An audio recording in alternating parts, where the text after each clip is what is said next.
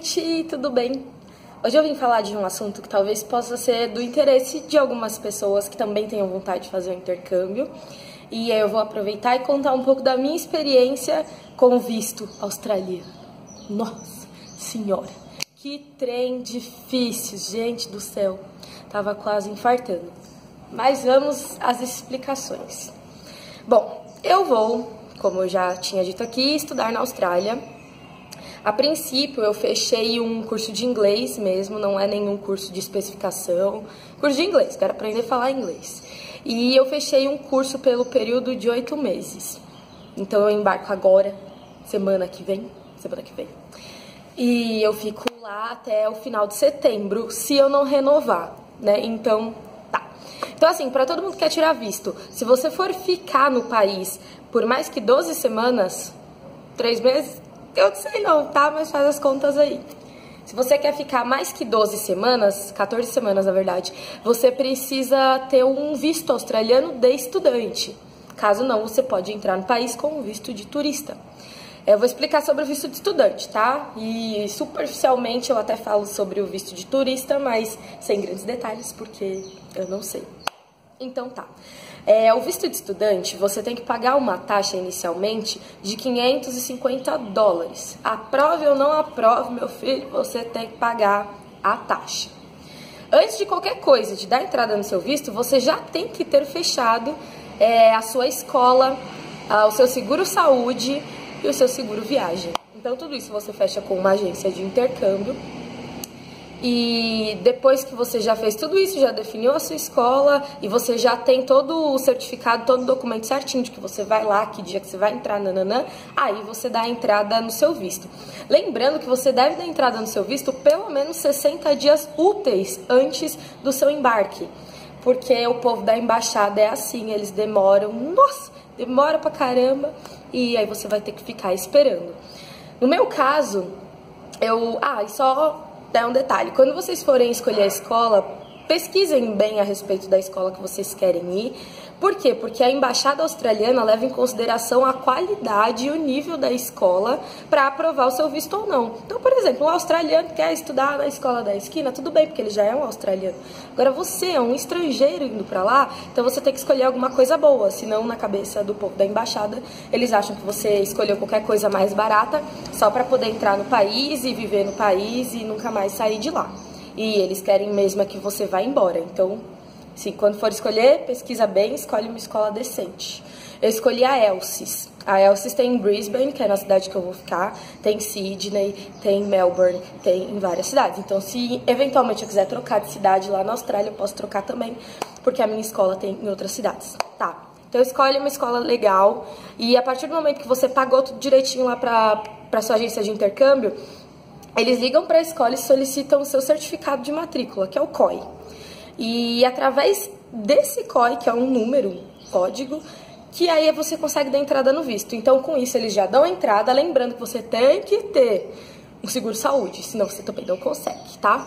A gente fechou o Bupa, que é meio que um SUS, assim, só que com um atendimento mais personalizado. Lembrando, gente, que por incrível que pareça, né, que a gente reclame, mas o sistema de saúde pública no Brasil é bem mais afável às pessoas chegarem até ele do que em qualquer outro lugar do mundo. Então, tá ruim, mas agradeçam a Deus, porque podia estar pior. Então tá, fechou lá o planinho de saúde, já tem o COI, você pode dar entrada. Tem muita gente que dá entrada no visto sozinha, através do site lá da embaixada. Como eu sou toda, né, preocupada e não sei o que, eu peguei e falei, vou dar entrada no despachante, pelo despachante. Não, pode me perguntar o que for, eu não vou falar o nome do despachante, porque eu aprendi uma coisa na vida. Se você não tem nada de bom a dizer, não diga nada.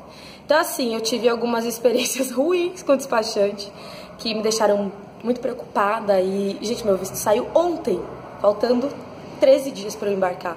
Então, assim, eu tive alguns problemas e tal, então eu não recomendo eles, mas também não tem que ficar falando mal, né? Cada um. Enfim, então deu entrada, você vai ter que pagar uma taxa de 550 dólares partir do momento que você pagou, você tem que dar entrada com uma série de documentações que são solicitadas.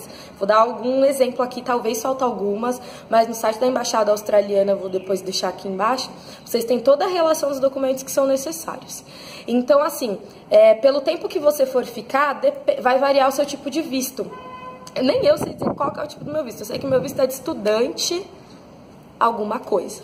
Porque eu vou ficar 8 meses. Quem vai ficar mais tem vistos maiores, que custam mais caros e etc. Tá? Tô falando mesmo que vou estudar 8 meses. Visto de estudante, alguma coisa. E aí eu precisei apresentar todos os meus passaportes, né? Eu já tinha um passaporte antigo, meu passaporte atual. Eu tive... E tudo isso escaneado, tá? Não pode ser foto do documento. Tive que mandar os outros vistos que eu tinha. No caso, eu só tinha o visto americano. Escaneei e manda também. Mandei todos os meus documentos, né? Então, CPF, RG, habilitação, essas coisas. Manda a sua carteira de trabalho, ainda que você esteja trabalhando. E isso pode ser um ponto decisivo. Se você tá sem trabalhar há muito tempo mesmo, que nem eu saí do meu trabalho em comecinho de novembro, final de outubro. Se você tá há muito tempo sem trabalhar, eles encanam falando, tu vai querer ganhar a vida aqui na Austrália. E aí eles vão pedir uma série de comprovação pra você e tudo mais. Se você está trabalhando ou se você saiu recente do seu trabalho, é um pouco mais tranquilo. Mas você tem que mandar todas as páginas da sua carteira de trabalho que comprove que você trabalhou no lugar que você disse que trabalhou e pelo tempo que você disse. Ou uma declaração da empresa em que você trabalha, dizendo que você trabalhou lá, papel timbrado, todas essas coisas. Ou ainda, tem gente que consegue cartas de propostas de emprego quando volta. Então, por exemplo, na Paula vai estudar 6 meses fora, mas quando voltar tem emprego aqui na Siemens, sei lá. Então, se você tem carta dessa, papel timbrado, anexa e manda também. Você também tem que comprovar que você tem uma renda parada na sua conta bancária de pelo menos $1.600 pelo tempo que você... Por mês. Então, por exemplo, gente, meus cabelos tá tendo jeito hoje, não. Então, por exemplo, você vai ficar 8 meses, você tem que comprovar $1.600 vezes 8 parado em alguma conta bancária. Se você, na sua conta bancária, não tem condições de comprovar esse dinheiro, você pode ter um patrocinador. Esse patrocinador tem que ser algum parente seu, tem que ter uma ligação direta com você. Então, seu pai, seu avô, seu marido, alguma coisa. E aí ele pode comprovar esse valor para você, mas tem que comprovar. É a vida. Você tem que mandar o seu extrato bancário comprovando que isso está lá pelo menos há 90 dias. Lembrando que se esse dinheiro tiver em alguma aplicação, tem que ser uma aplicação de resgate automático, para que você possa tirar mediante alguma eventualidade. Além de tudo isso, você precisa da vacina de febre amarela, que aí você pega... Tem vários postos, gente, é de graça essa vacina, e você pega um selo da Anvisa, deixa dentro do seu passaporte, que para vários países precisa, Colômbia, Austrália, enfim. O que mais que você precisa? Você precisa redigir uma carta, né? Então você vai escrever uma carta falando por que você está indo para a Austrália, por que você quer ir para a Austrália. Na minha carta eu escrevi que eu tenho interesse em aprender a falar inglês, que isso vai aprimorar muito no meu currículo, dentro da área que eu trabalho, e eu pretendo realmente voltar com o inglês. Eles querem saber se você vai voltar ou não. Então você tem que deixar claro que você está indo buscar alguma coisa, algum objetivo que você vai voltar. Se você der a entender que você quer ficar lá por residência, meu filho, tenta o visto de residência e tenha como provar muito, senão você não vai conseguir nenhum visto de nada. É isso. E você tem também que escrever uma carta, caso você tenha um patrocinador. Caso não seja você que esteja bancando, financiando sua própria viagem, você precisa de uma carta da pessoa que vai pagar as coisas para você ou que vai te certificar algum dinheiro caso te falte, tá? E lembrando que essa pessoa tem que assinar a carta e você tem que anexar também o documento dessa pessoa. E basicamente é isso. E aí depois que você faz isso, que você manda tudo pra embaixada, você tem que rezar pra Jesus, pra todos os santos que você acredita, assim, e ter muita fé que o negócio vai chegar, gente. O meu visto demorou 42 dias pra sair. Faltam 13 dias para embarcar. Eles recomendam que você não compre a passagem antes que seu visto saia. Mas como nós somos réis mortais, não ricos, né? A gente sabe que se a gente comprar a passagem na semana da viagem, nossa senhora, vai ser de R$3.000 mais caro. Então a gente tem que comprar antes. A gente faz um cálculo ali, mais ou menos, e compra. Então foi meu caso, eu comprei a passagem. A maioria compra, gente. E até inclusive eu anexei a passagem também no procedimento do visto. Isso vai te ajudar? Não, mas manda, né? Às vezes ajuda. E é isso. E aí eu fiquei esperando 42 dias, né? Uma amiga vai comigo, o visto dela já tinha saído, ó, e o meu lá não saía. E ainda me pediram documentos adicionais, que é aí que mora o problema do despachante. Não eram documentos adicionais, eram documentos que eu esqueci de anexar. Não era nada assim, que eles podem pedir muitos esclarecimentos para vocês. O meu caso não foi esclarecimento nenhum, foram documentos faltantes. Então, quando saiu da minha amiga, pediram pra mim os documentos faltantes, eu mandei, aí demorou mais 15 dias pra sair meu visto. Nesse momento, eu tava quase infartando, tava quase escaneando a minha cara lá e mandando pra eles, pra ver se ajudava, né? Rezando bastante, as correntes de orações deram tudo certo. E é isso. E aí não tem erro pro seu visto não sair, mas que fique claro, tudo é um risco.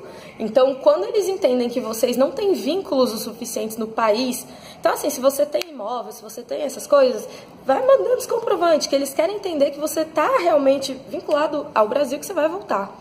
Ou que se você for para lá, que você vai contribuir financeiramente, que você não vai ter problemas, porque eles não querem mendigos australianos, entendeu? Então é isso. Agora que o visto foi aprovado, ele tem data de começo, tem data de fim.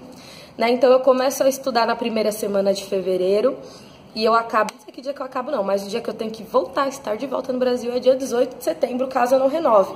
Lembrando que quando o visto é aprovado, você vai receber, né, o visto certinho, uma carta explicando que foi aprovado, e lá tá escrito se você tem possibilidade de renovar esse visto dentro da Austrália, fora da Austrália, ou se você não pode renovar mais o visto. No caso, o meu pode ser renovado e dentro da Austrália.